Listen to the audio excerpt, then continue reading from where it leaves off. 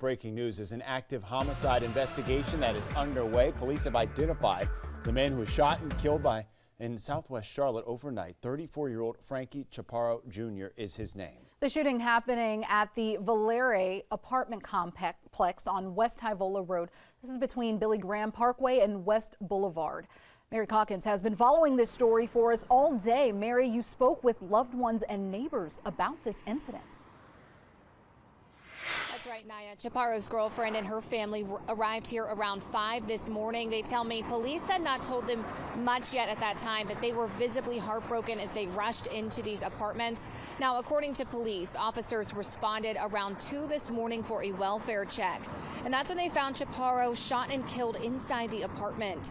I asked Major Michael Ford of CMPD if Chaparro was alone inside the apartment. Major Ford said it is too early in the investigation to know.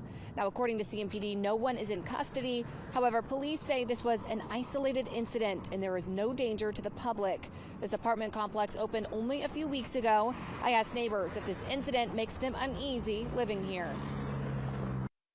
It doesn't give me any concern, I'm guessing, until I find out more of what happened and what's the scenario. I think for right now I'm pretty comfortable and okay, because I don't think by this being new we should have too many more issues.